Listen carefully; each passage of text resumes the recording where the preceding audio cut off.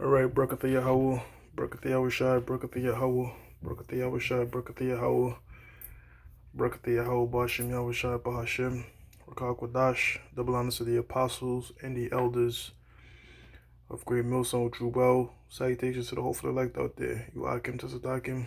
They do this thing in the utmost truth and sincerity. Under Pre-Shaman, this week's topic is going to be entitled for brothers looking to further their studies. And what you're looking at here is a book by Ralph Goer. It's called The Manners and Customs of Bible Times. And what this does is, the book of Proverbs, the 4th chapter, and the 7th verse says, with all thy gettings, get understanding. And for the most part, through the apostles and elders, a lot of us understand scriptures on a prophetic level. Certain brothers more than others understand it on a historical level, certain passages. And another way to further our study is to understand these scriptures on a cultural level, the manners and customs, because again, the Bible was written with Eastern customs, which unlike the West, you pass down the traditions of your fathers, so you can still observe some of the customs of the scriptures. And often I find myself when I read scriptures, even though we sent out a PDF version of something like this, with like manners and customs of different things we were doing back then.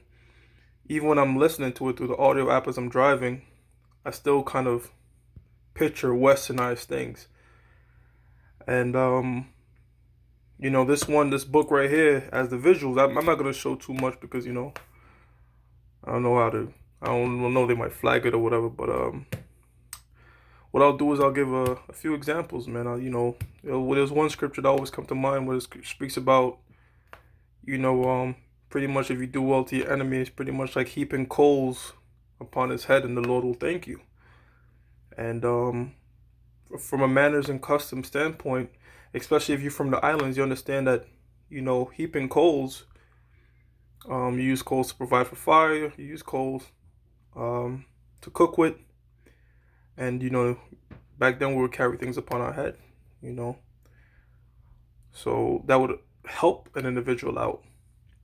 And I'm not going to drag this lesson out. I'll just put the link in the description. But I guess I'll give you an example. From the moment I opened up the book, and I'm just going to show you one of the first pictures is this one right here.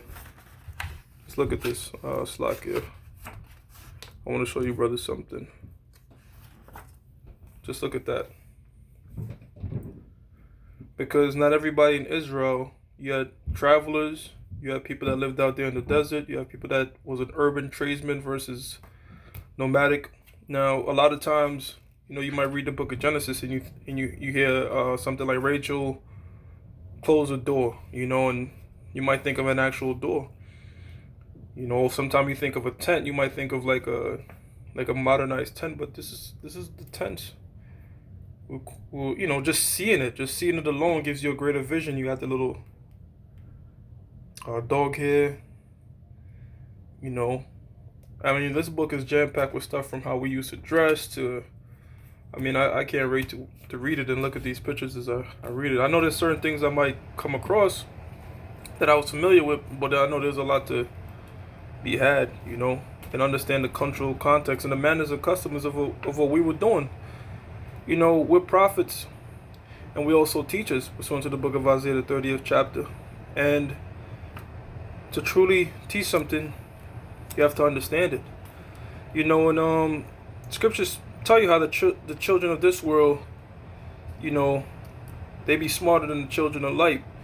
Meaning Esau, you have, I believe the original author was of this book right here, Manners and Customs of Bible Lands, Fred White. Dude went over there to Israel and studied the customs of the whole Middle East for about 40 years. So Esau would do these things, look at these scriptures and see exactly what it was when it was writing it, what was going on. He makes a diligent search. And, as defenders of the gospel, You know, we got to understand things. You know, the apostles the other day quizzed us to the side, and his apostle Zahar said, all our hands should be up, man. I know this thing might be minutia, but we have to, you know, we have to go beyond just calling the so-called white man a devil, because the Most High, even though we're in the end, the Most High is not just building up followers, but the Most High is building up leaders. So, yeah, we gotta learn these things. In closing, if you look at this tent here, I'll give another example of like a cultural thing, like where scripture, on a cultural context, sometimes we get lost to us since we're on the east. But if you look at these tents here, right, and you know the scripture says the Most High stretches out the heavens like a curtain, meaning the Most High is constantly creating and expanding the universe. And from a manners and customs standpoint, if we was to read this in the Middle East, we'll understand that these tents here often will be covered with goat skin, primarily black goat skin. Songs of Solomon says, I'm dark like the tents of Kedar. The tents of Kedar was often dark because they would use black goat skin. And there was a reason we used this. We used the goat skin because it would open up, like the holes in the goat skin would open up in the dry season and then contract in the rainy season.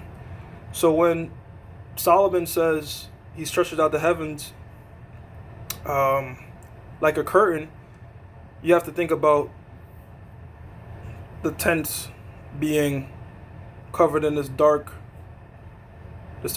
goat skin here. And if you got under this tent, and this one Edomite historian, he actually did this. He got under the tent, and there's little beams of light coming through the dark. There's little beams of light shining through this little goat skin here, and it looked like stars. Like it, you brother could get the book for yourself. It looked like you're looking at the stars at night. You know, it looks like the heavens at night because it's dark. And then you have these little beams of light coming through, which look like stars. But then when it rains, it will contract and look like complete night. So, I mean, that's just one of many examples where there's a lot of cultural manners and customs being written about in the passage that sometimes, you know, visual representation will help just to really help you visualize. Here's the content. Visualize what you know, what we was writing about back then. Historical context is very important, and as you can see, manners and customs are very important. So I'm about to delve in this, man. You know, I don't often do anything on books really, but this is something my spirit's been heavy on, man. I understand the manners and customs of what we were doing back then. I'm going to give all praises to Yahweh, Ba'ashim Yahweh Shai, Ba'ashim Rakakwadash, double honors to the apostles and the elders of Great Millstone True Well. Salutations to the hopeful elect out there, man. You Akim to Zadakim that do this thing in the utmost truth and sincerity. Shalom, brothers.